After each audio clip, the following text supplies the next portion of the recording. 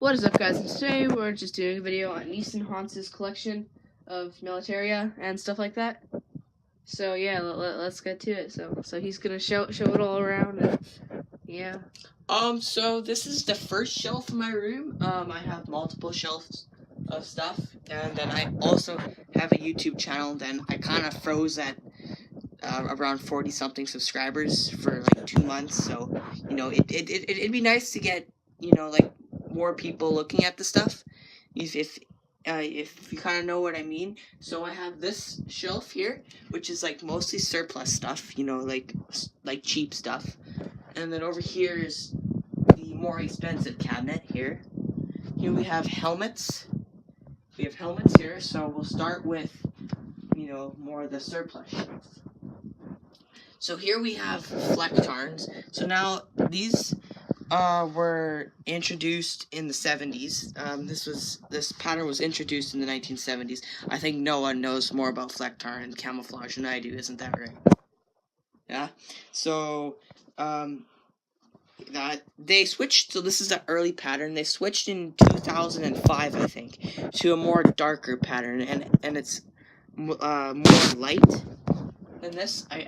No, it's more darker. It's this. This is the more lighter one. And this is a moleskin field cap.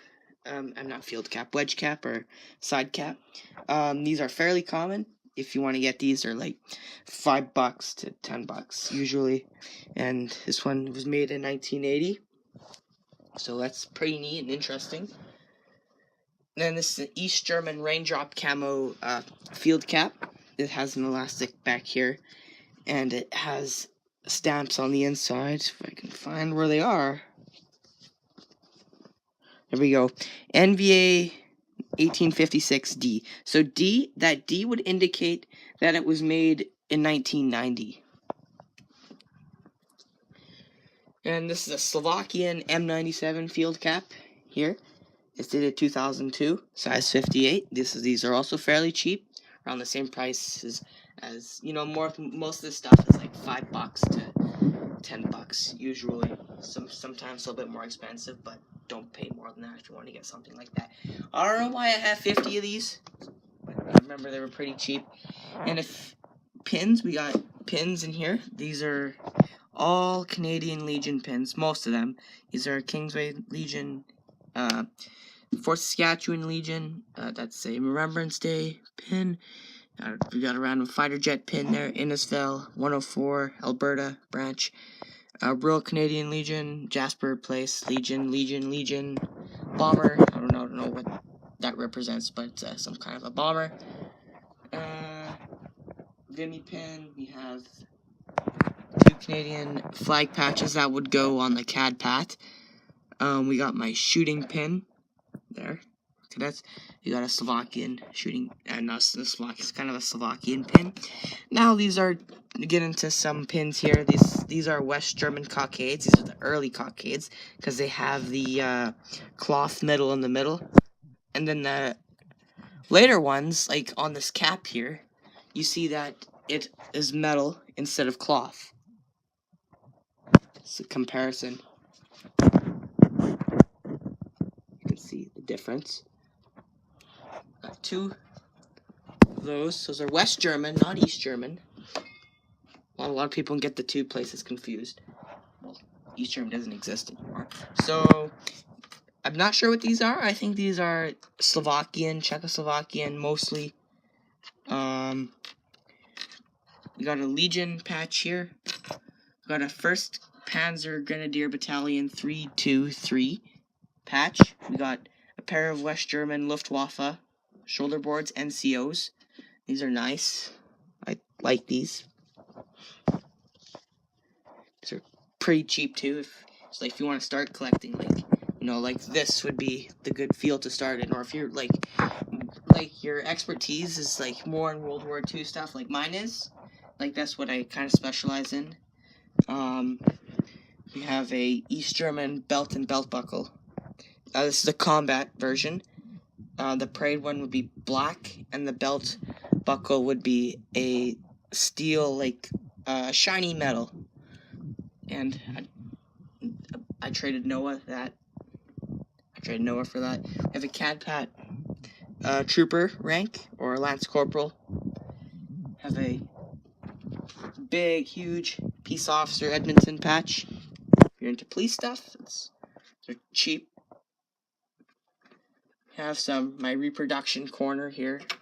Panzer Reproduction Panzer Assault badge.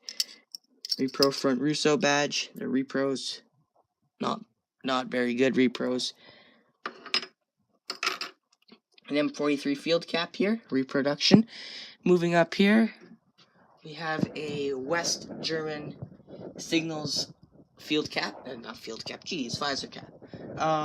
It's got the West German cockade and wreaths and crossing swords. As you can see, it's going around. It's the top of the cap. It's the visor.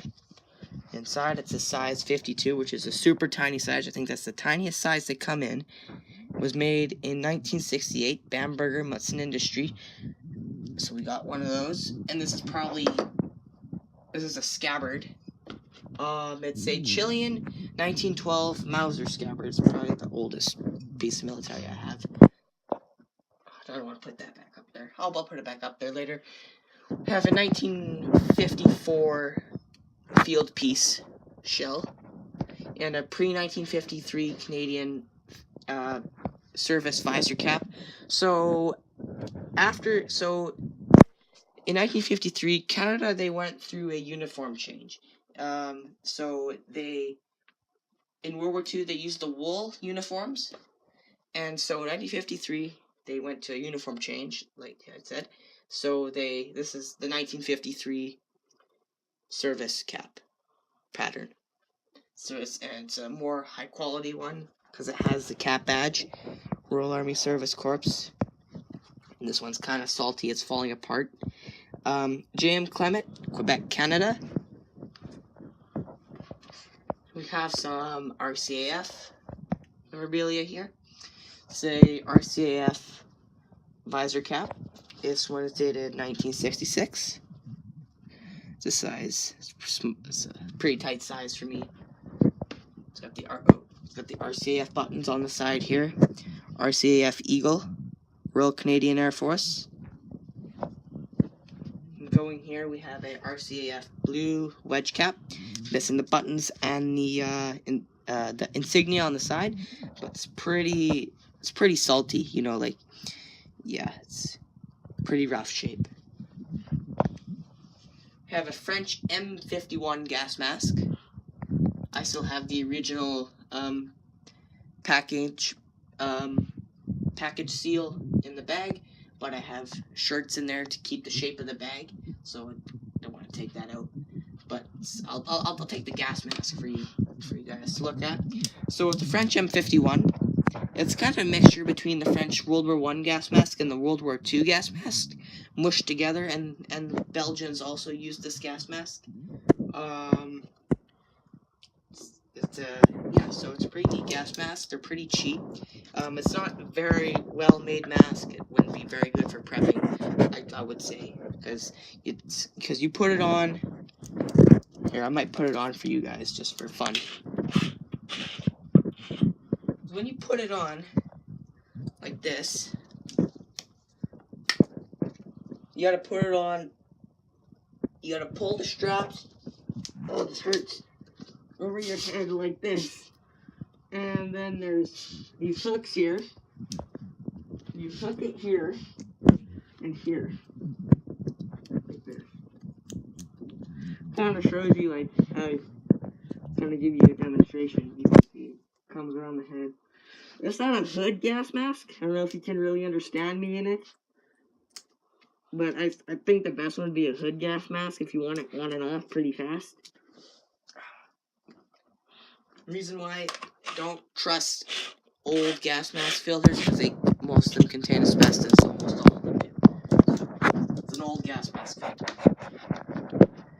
And up here we have a Queen's Own Rifles of Canada beret. This is new. Reason why I haven't posted a lot of videos recently because I'm trying to expand the collection a bit so I can do a little bit more videos. I'm getting a very, very, very nice piece on Wednesday, so stay tuned for that. Queen Victoria. Nope. Queen's Own Rifles of Canada beret. As you can see here, dated 1973. So, yeah, it's pretty nice. I like these. This is Noah's Chinese sailor cap. His is the 1907 pattern. This is the newer pattern.